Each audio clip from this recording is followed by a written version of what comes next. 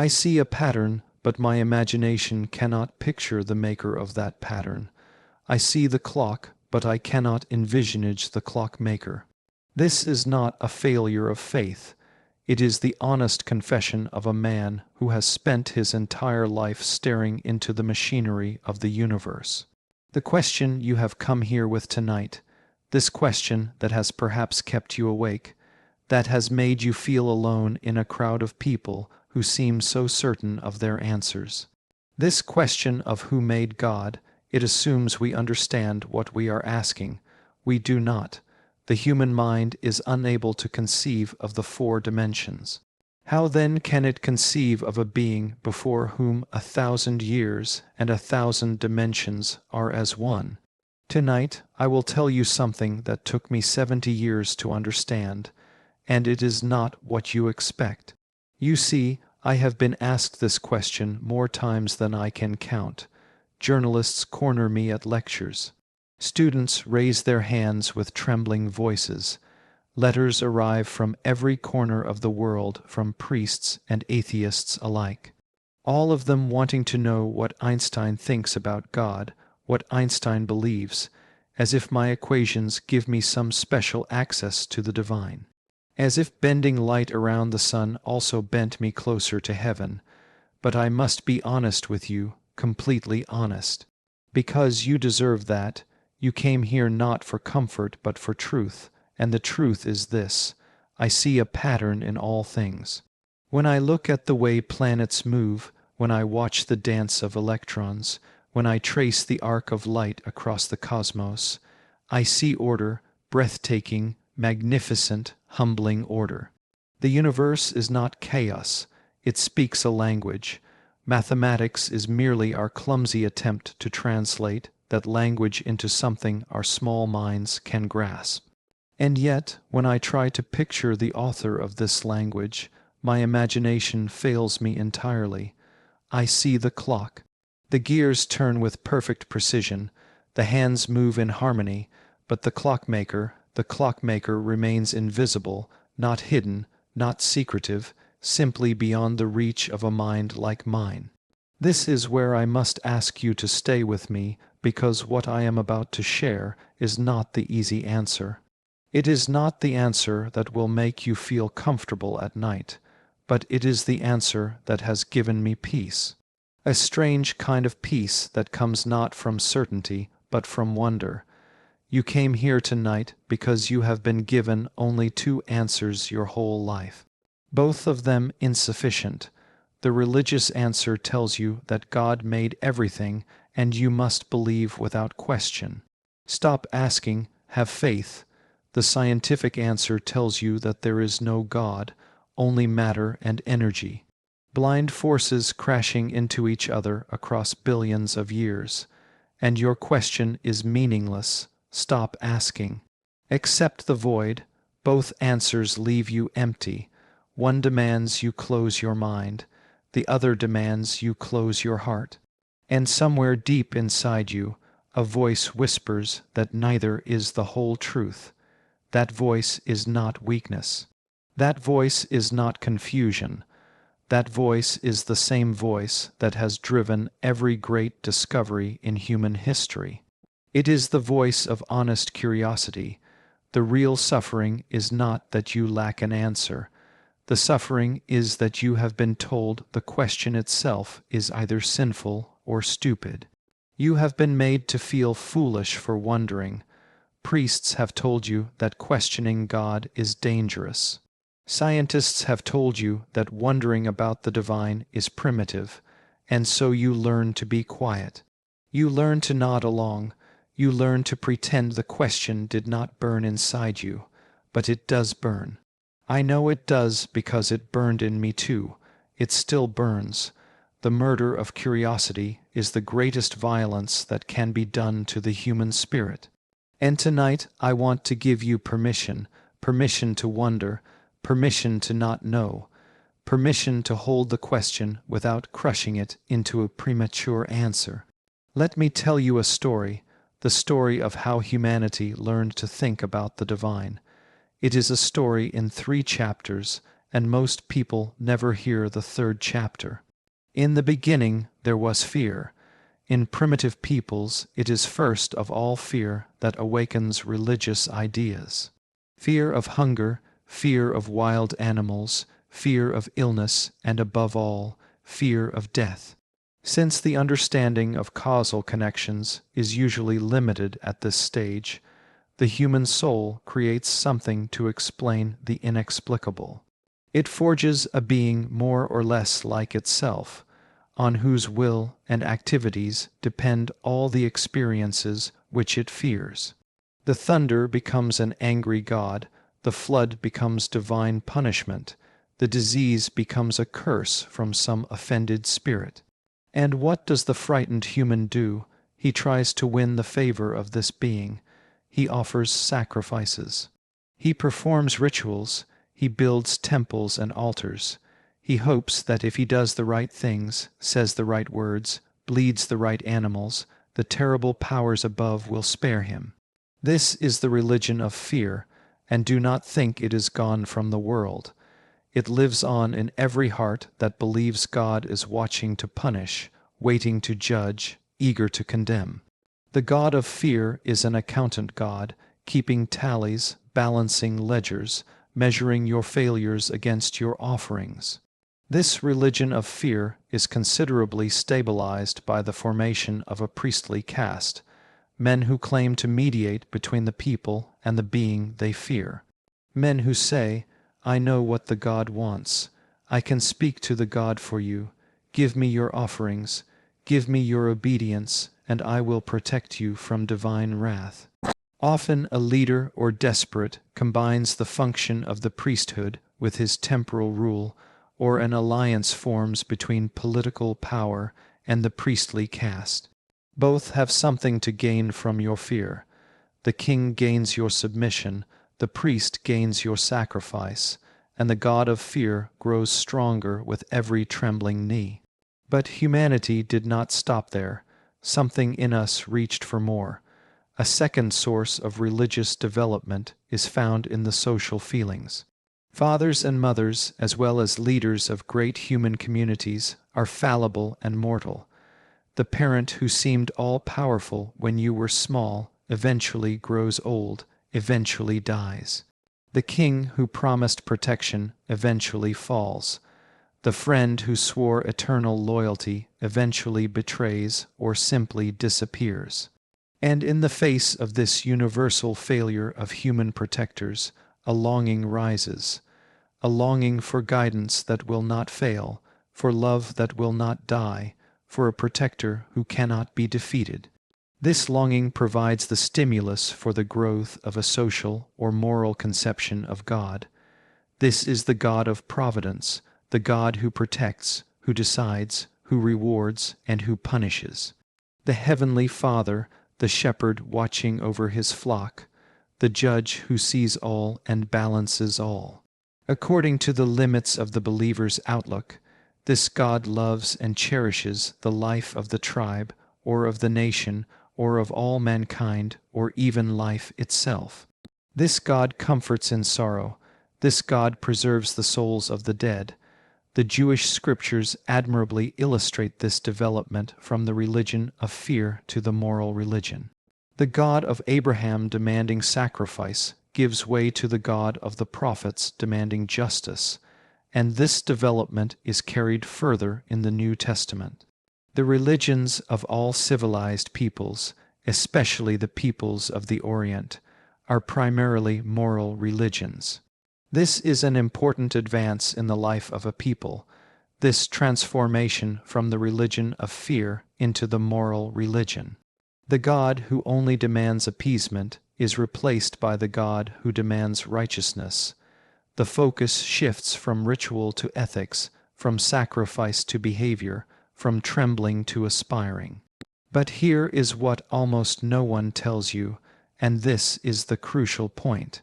Common to both of these types, the religion of fear and the moral religion, is the anthropomorphic character of the idea of God.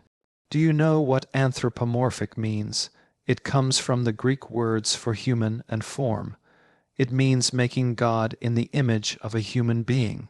The god of fear is a magnified tyrant, an emperor in the sky with unlimited power and a quick temper.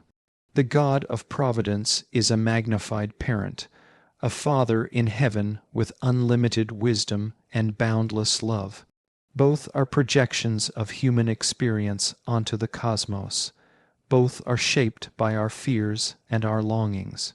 Both are symbols that we mistake for the reality they point toward. Only exceptionally gifted individuals, or especially noble communities, rise essentially above this level. In these there is found a third level of religious experience, even if it is seldom found in a pure form. I will call it the cosmic religious sense. This is hard to make clear to those who do not experience it, since it does not involve an anthropomorphic idea of God. There is no Father in heaven, there is no judge on a throne, there is no personality at all in the usual sense. The individual who experiences the cosmic religious sense feels the futility of human desires and aims not with despair, but with liberation. He sees how small his personal ambitions are against the vastness of existence. He feels the sublimity and marvelous order which reveal themselves both in nature and in the world of thought. Individual existence impresses him as a sort of prison. His own ego, his own small story, his own fears and hopes, all of it begins to feel like a narrow cell. And he wants to experience the totality of existence as a single significant whole. The beginnings of this cosmic religious feeling already appear at an early stage of development. You can find it in many of the Psalms of David and in some of the prophets. When the psalmist writes that the heavens declare the glory of God, he is not speaking of a bearded king on a cloud.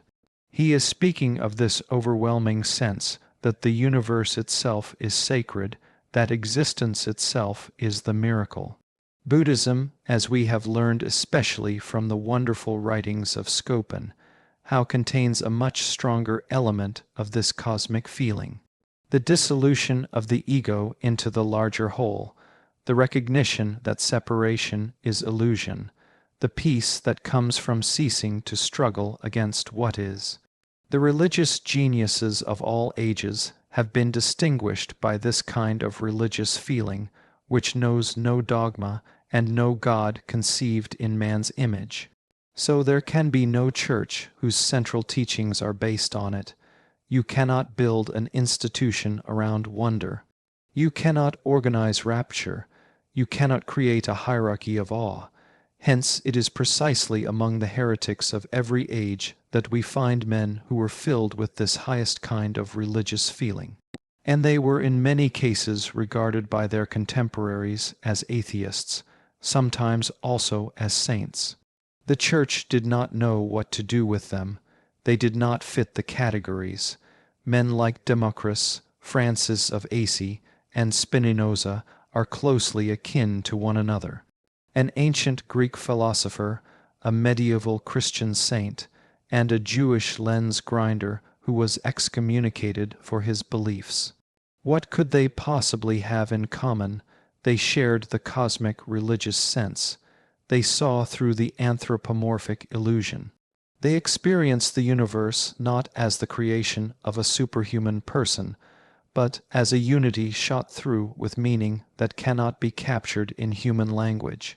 Spinoza, whom I admired deeply, was expelled from his community for his views. They called him a heretic. They said he denied God, but Spinoza did not deny God. He denied the God made in human image. He said that God and nature are two names for the same reality. That God is not outside the universe looking in, but is the universe itself in its infinite aspects. This was too much for those who needed a God they could pray to, bargain with, appease, but it was true, or at least it was closer to the truth than anything I have found elsewhere. I have sometimes been called a follower of Spinoza. the description is not entirely wrong. This firm belief, a belief bound up with deep feeling, in a superior mind that reveals itself in the world of experience, represents my conception of God. In common parliament, this may be described as pantheistic in the manner of Spinoza, but labels matter less than the feeling, and the feeling is what I want to share with you tonight. Now, you may ask, how can this cosmic religious feeling be communicated from one person to another if it can give rise to no definite notion of a God and no theology? If you cannot put it in a creed, how can you spread it? In my view, it is the most important function of art and of science to awaken this feeling and keep it alive in those who are receptive to it. This is what the greatest music does. This is what the greatest poetry does. This is what the greatest equations do. They do not give you answers, they open doors, they show you vistas, they make you feel small and large at the same time. Small in relation to the infinite and large because you can feel the infinite at all. But let me tell you something more personal now, because I have been speaking in general terms, and you deserve to know how this applies to my own life. You deserve to hear from a man, not just a theory. In every naturalist, in every person who studies nature seriously, there must be a kind of religious feeling. For he cannot imagine that the connections into which he sees have been thought of by him for the first time. When I discovered that space and time are not separate things but woven together into a single fabric, I did not feel like an inventor. I felt like a child who stumbled upon a treasure that was already there waiting. There is this feeling, this unmistakable feeling of being a child over whom a grown-up person rules. You do not create the truth, you discover it, it exists before you, it will exist after you. You are merely the fortunate vessel through whom a tiny piece of it enters human awareness. I remember a moment. I was perhaps 4 or 5 years old. My father showed me a compass, a simple device, a needle in a case, and the needle moved. It pointed always in the same direction. No matter how I turned the case, something invisible commanded it. I did not know the word magnetism. I only knew that the world contained mysteries that beckoned. I remember the feeling of wonder, of excitement, of something approaching fear at the vastness of what I did not understand. That feeling has never left me. It is the same feeling I have when I contemplate the movement of planets, the behavior of light, the structure of atoms. The same feeling I had as a child with a compass I have now as an old man with equations. The content of my understanding has changed. The feeling has not. I want you to understand something important. When I say imagination is more important than knowledge, I am not speaking loosely. I am not being poetic for the sake of poetry. I mean it as precisely as any equation I have ever written. Knowledge is limited. It tells you what has already been discovered, what has already been mapped, what has already known. Knowledge is the territory that has been explored, but imagination embraces the entire world. It reaches into what has not yet been discovered. It stimulates progress. It gives birth to evolution. Imagination is what allows you to ask the question that no one else thought to ask. And in science, as in life, the quality of your questions determines the quality of your answers. When I developed the special theory of relativity, I did not begin with calculations. I began with imagination. I asked myself, what would it be like to ride on a beam of light? If I could travel at the speed of light, holding a mirror in front of my face, would I see my reflection? This was not a mathematical question. It was a question of imagination. And from that imagining, from that strange and playful thought experiment, came insights that changed how we understand space and time. The great scientists are not calculating machines. They are dreamers who have learned to discipline their dreams. They are children who never lost the capacity to ask why, but who acquired the tools to pursue the answer with rigor. The cosmic religious sense is the fire. Mathematics and experiment are the forms that channel the fire into light. My religious feeling is a humble amazement at the order revealed in the small patch of reality to which our feeble intelligence is equal. And I use the word humble deliberately because I have learned something over 70 years of thinking. I have learned how little I know. The more I understand, the more I see how much more there is to understand. The horizon of mystery does not shrink as knowledge grows. It expands. The basis of all scientific work is the conviction that the world is an ordered and comprehensive entity. This conviction is a religious sentiment. It cannot be proven. It cannot be derived from evidence because all evidence presupposes it. It is the faith that makes science possible. There is no doubt that all but the crudest scientific work is based on a firm belief akin to religious feeling in the rationality and comprehensibility of the world. When a scientist sits down to work, he believes, whether he admits it or not, that there is something to find, that the universe plays fair, that it has a structure that can be understood by a mind like his. This belief is not an optional extra. It is the foundation. Without it, why would anyone spend years in lonely work, pursuing hints and clues, following threads that might lead nowhere? The strength of this feeling, the depth of this faith is what keeps the scientist going when the experiments fail, when the calculations do not balance, when the colleagues mock, when the world does not care. What a deep faith in the rationality of the structure of the world! What a longing to understand even a small glimpse of the reason revealed in it! Kepler and Newton must have had to unravel the mechanism of the heavens in long years of lonely work. These men did not work for fame. Fame is too uncertain, too dependent on fashion. They did not work for money. Money does not sustain a man through decades of failure. They worked because they were possessed. Possessed by the cosmic religious sense, possessed by the conviction that the universe has a meaning that can be touched, if only partially, by the human mind. Only those who have dedicated their lives to similar ends can have a living conception of the inspiration which gave these men the power to remain loyal to their purpose in spite of countless failures. It is the cosmic religious sense which grants this power. Now let us return to your question.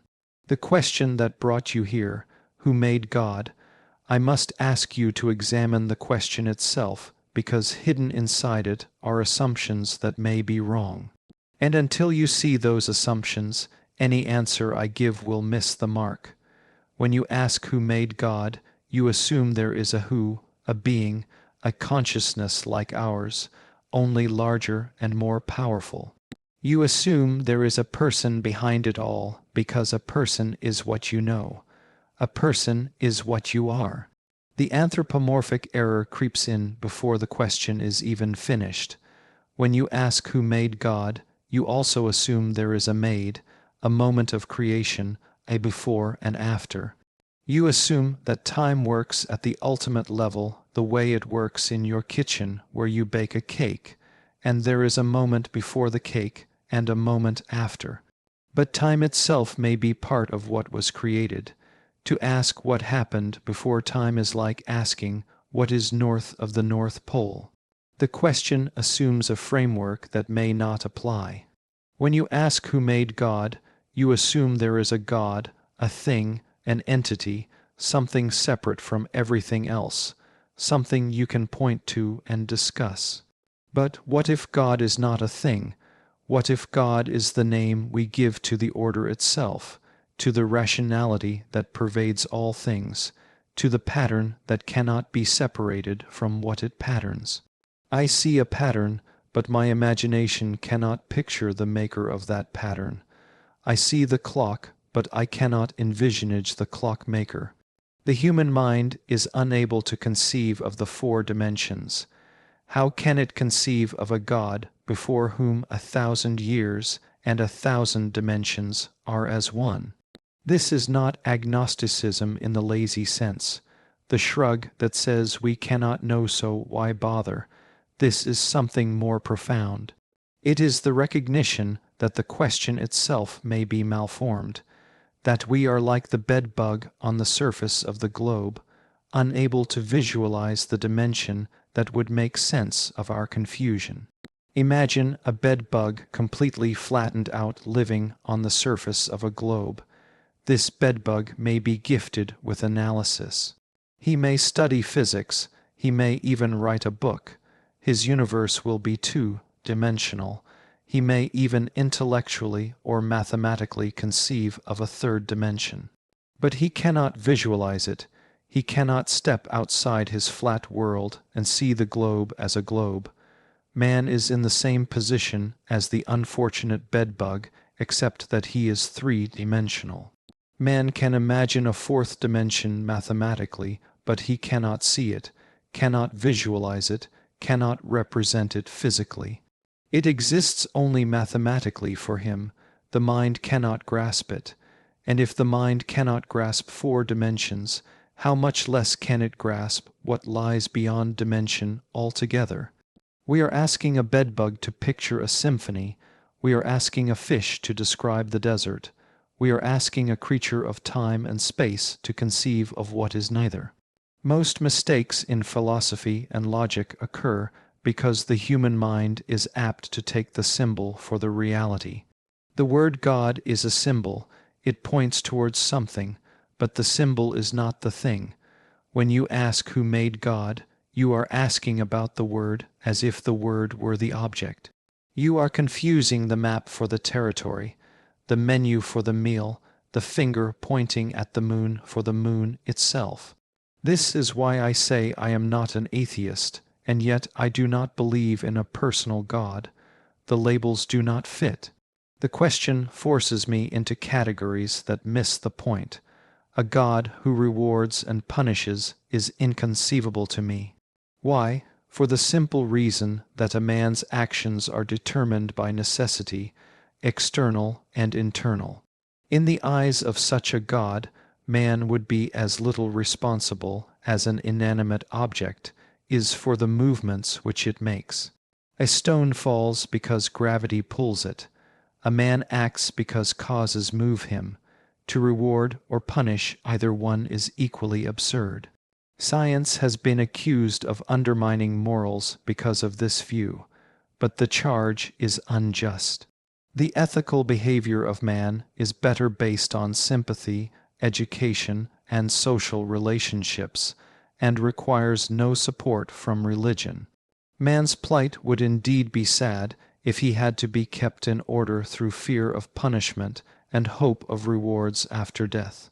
If the only reason you do not steal is because you fear hell, then you have not understood goodness at all.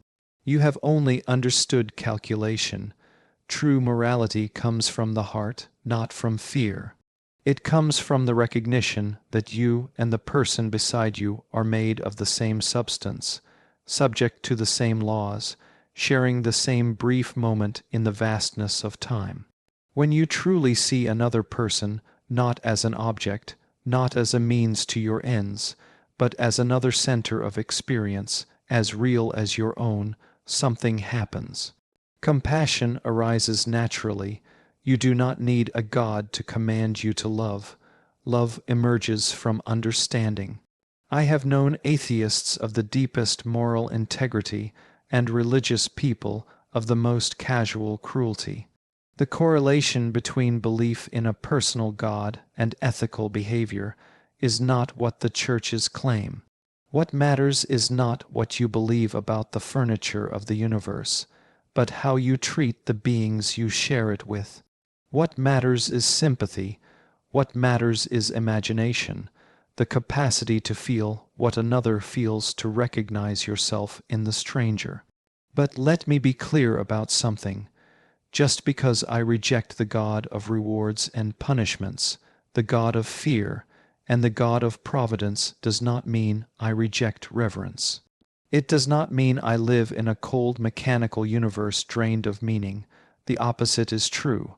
The most beautiful experience we can have is the mysterious. It is the fundamental emotion which stands at the cradle of true art and true science. Whoever does not know it and can no longer wonder, no longer marvel, is as good as dead, and his eyes are dimmed. It was the experience of mystery, even if mixed with fear, that engendered religion in the first place. Humanity looked at the stars, at the seasons, at birth and death, and felt something stir, something too large for words, something that demanded acknowledgement, a knowledge of the existence of something we cannot penetrate, our perceptions of the profoundest reason and the most radiant beauty, which only in their most primitive forms are accessible to our minds. It is this knowledge and this emotion that constitute true religiosity. In this sense and in this alone, I am a deeply religious man. I cannot conceive of a God who rewards and punishes his creatures, or has a will of the kind that we experience in ourselves. Neither can I, nor would I want to conceive of an individual that survives his physical death. Let feeble souls from fear or absurd egoism cherish such thoughts. I have no need of them. I am satisfied with the mystery of the eternity of life, and with the awareness and a glimpse of the marvelous structure of the existing world, together with the devoted striving to comprehend a portion, be it ever so tiny, of the reason that manifests itself in nature. Do you hear what I am saying? I am satisfied, not resigned, not defeated, satisfied. The mystery is not a problem to be solved. It is a wonder to be experienced. The question, who made God, is not a puzzle waiting for a clever answer. It is a doorway into humility. Let me tell you how science and religion are truly related, because you have been told they are enemies. And this is historically understandable. The churches have always fought against science, and have persecuted its supporters. Galileo was forced to recant, Bruno was burned, Darwin was mocked. The institution of religion has often been the enemy of the search for truth. But the cosmic religious experience is the strongest and noblest driving force behind scientific research. This is the paradox. The churches fight science, but the cosmic religious sense creates science. The institutions that claim to represent God oppose the very impulse that brings us closest to whatever God might mean. No one who does not appreciate the terrific exertions, and above all the devotion without which pioneer creations in scientific thought cannot come into being, can judge the strength of the feelings out of which alone such work, turned away as it is from immediate practical life, can grow. Think about what it means to spend years on a problem that may have no solution. Think about what it means to follow clues that may lead nowhere. Think about the loneliness of the pioneer surrounded by skeptical contemporaries, ridiculed by those who cannot see what he sees, sustained only by an inner conviction that the universe has a secret, and that he might be the one to glimpse it. This is not the behavior of a materialist who believes the universe is meaningless. This is the behavior of a lover who believes the beloved has something to say. This is faith. A faith that does not require a personal God, but that requires a belief in the intelligibility of the universe. A belief that there is something to understand. It is therefore quite natural that the churches have always fought against science, because true science threatens the anthropomorphic God. True science reveals a universe that does not revolve around human concerns. True science shows that we are not the center, not the purpose, not the point of creation. And institutions built on the premise that humanity is the special object of divine attention cannot tolerate this revelation. But on the other hand, and this is the crucial insight, the cosmic religious sense is the fuel that makes the whole engine run. Strip away the cosmic feeling and science becomes mere technique, a way of building better bombs and faster cars. Add the cosmic feeling and science becomes a form of worship, a hymn to the order of things. Now I want to give you something practical because understanding is not enough. You must also live, and living requires not just insight but practice. Your first task is to burst the prison of your own ideas. Everyone sits in the prison of his own ideas. He must burst it open, and that in his youth, and so try to test his ideas on reality. You came here with certain beliefs about God, about the universe, about what questions are allowed and what questions are forbidden. Some of these beliefs were given to you by your parents, some by your teachers, some by your culture, some by your fear. I am not telling you these beliefs are wrong. Perhaps some of them are true, but I am telling you that you must examine them. You must hold them up to the light and see them clearly. You must distinguish between what you have thought and what you have merely inherited. Here is what I suggest. Take one belief you hold about God or the universe or existence that you have never questioned, not because it is necessarily wrong, but because you have never examined it with your own mind.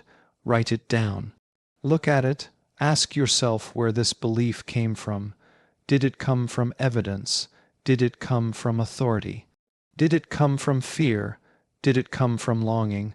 Most mistakes in philosophy and logic occur because the human mind is apt to take the symbol for the reality. You may find that you have been defending a symbol, not a truth. You may find that you have been arguing about words, not things. You may find that the belief once examined either deepens into genuine conviction or dissolves into nothing. Either outcome is better than the unexamined prison. Your second task is to cultivate what I have called humble amazement. This is not something you can achieve through effort alone, but you can create the conditions for it. Each day find one thing in nature or in thought that fills you with wonder, not entertainment, not information. Wonder, these are different things. Entertainment passes the time. Information fills the mind. Wonder opens the soul. It may be the way light falls through a window in the afternoon, the mathematics hidden in the spiral of a shell, the fact that you can think about thinking, the impossible precision of a bird adjusting its wings in flight, the way a child laughs without any reason at all. Stay with this wonder for 30 seconds. Do not explain it away. Do not photograph it and move on. Do not reduce it to its causes. Let it impress upon you the feeling of a child over whom a grown-up person rules. I will tell you a secret. The explanations do not remove the wonder, they deepen it. When I understood how light bends around massive objects, I was not less amazed. I was more amazed. The explanation did not flatten the mystery. It revealed new layers of mystery beneath. Every answer in science opens 10 new questions. Every door you walk through leads to a hallway with 100 more doors. The people who think that understanding kills wonder have never truly understood anything. They confuse the superficial knowing of names and definitions with the deep knowing of relationships and structures. To know the name of a flower is not to know the flower. To know how a star burns is not to exhaust the star. The universe is deep enough to sustain infinite exploration. This practice does not require belief in anything. It requires only attention, and through attention, the cosmic religious sense which cannot be taught but only awakened begins to stir. It was always there, you merely forgot it, the wonder of the four. You're old with the compass, the wonder you felt before. You were taught to be ashamed of wondering. Your third task is to hold the question open. You came here wanting an answer to who made God. Let me give you something more valuable than an answer, the capacity to hold the question without crushing it. This great mystery story is still unsolved. We cannot even be sure that it has a final solution. The reading has already given us much. It has taught us the rudiments of the language of nature. It has enabled us to understand many of the clues. It has been a source of joy and excitement in the oftentimes painful advance of science. But we realize that in spite of all the volumes read and understood, we are still far from a complete solution, if indeed such a thing exists at all.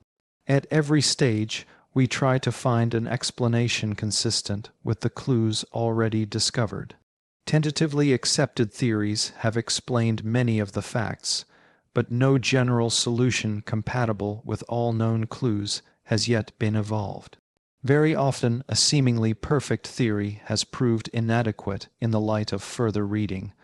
New facts appear contradicting the theory or unexplained by it. The more we read, the more fully we appreciate the perfect construction of the book. Even though a complete solution seems to recede as we advance, this is not frustrating. This is glorious. The book is deep. The book rewards the reader. The book always has more to give. When someone offers you a simple answer to an ultimate question, whether religious or scientific, do not accept or reject it immediately. Ask yourself this: does this answer increase my wonder, or does it close it down? A good answer to a great question should open more doors than it closes. It should leave you more curious, not less. It should make the universe larger, not smaller. If someone's answer makes you feel that now you know, now the search is over, now you can stop thinking, be suspicious. The universe is not that simple. The mystery is not that shallow. The person who claims to have dissolved the mystery entirely has not understood the question.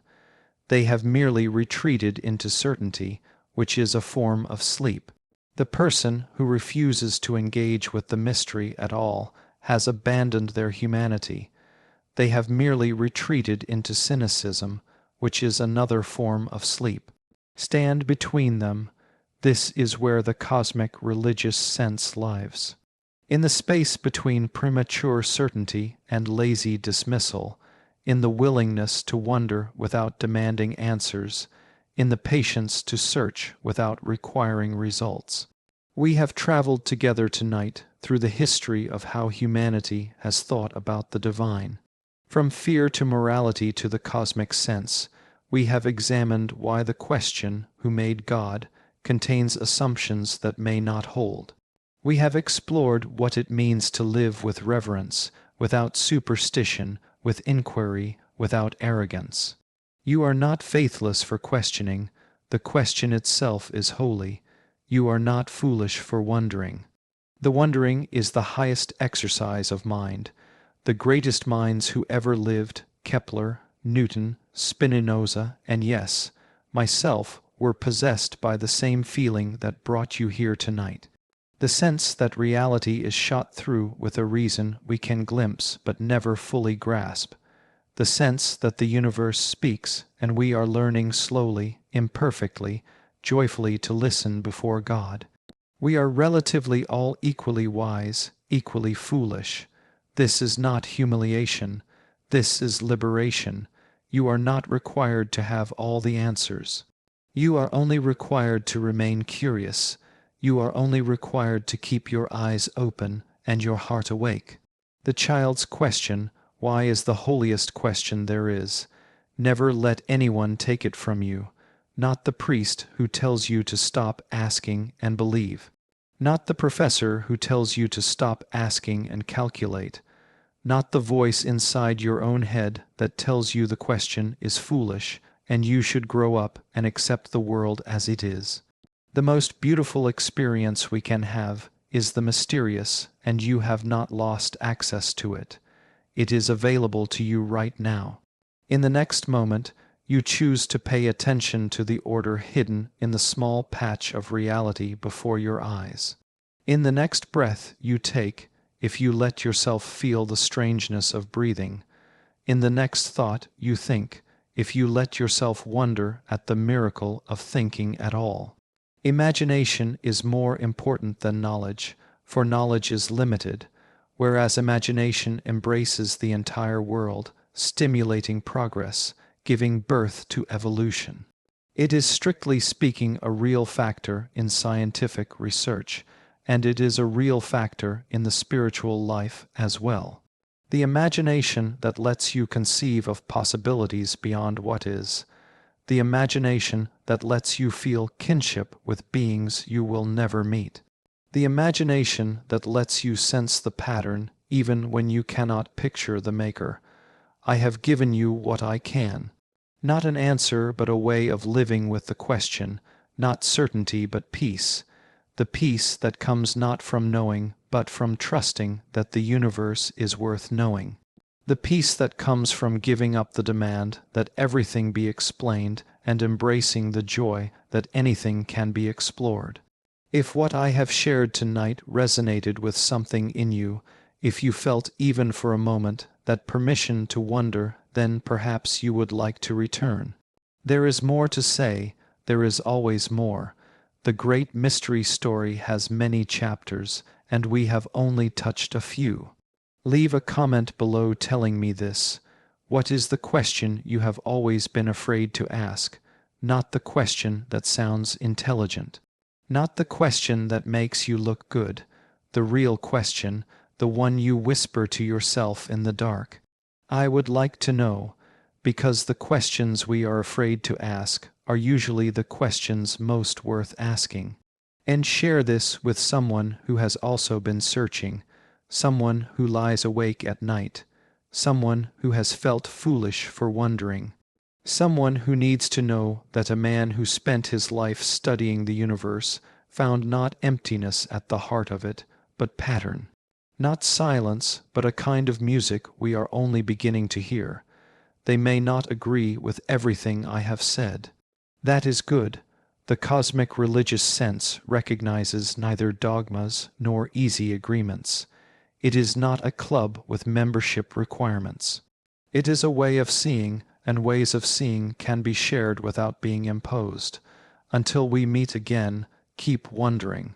Keep looking at the compass needle and asking what invisible force moves it. Keep staring at the stars and feeling small.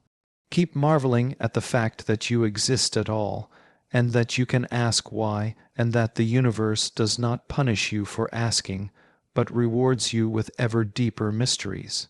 The clock keeps ticking, the pattern keeps unfolding, the clockmaker remains invisible. And in that invisibility, in that not knowing, in that humble amazement at the order revealed in the small patch of reality to which our feeble intelligence is equal, there is something that deserves the name sacred, not because a God demands it, not because a church teaches it, but because it is so. Because the universe is what it is, because you are here now asking, wondering, alive, that is enough. That is more than enough, that is everything. Be well, my friend, and never stop asking why. Remember this, the source of all scientific advancement is the God-given curiosity of the toiling experimenter and the constructive fantasy of the technical inventor. I say God, given not to invoke a personal deity, but to acknowledge that curiosity is a gift. It came from somewhere. It is built into the fabric of what we are. You did not choose to be curious. You did not earn it. It was given to you by the universe that made you, by the process that shaped your mind to reach beyond what it already knows. Honor that gift. Use it. Let it lead you wherever it wants to go, even into uncomfortable places, even into questions that have no answers, even into the vast spaces where certainty dissolves and wonder begins. The universe does not owe you comfort, but it offers you something better, inexhaustible depth. There will always be more to learn. there will always be another mystery waiting behind the mystery you just solved. And that is not a curse. That is the greatest blessing imaginable. You will never run out of world. You will never reach the end of wonder. The pattern goes deeper than you can follow, and the clockmaker remains invisible. And that invisibility is not darkness. It is light too bright for human eyes. Go now and remember what you have heard tonight, not as a doctrine to believe, but as a door to walk through. The door leads to questions, not answers.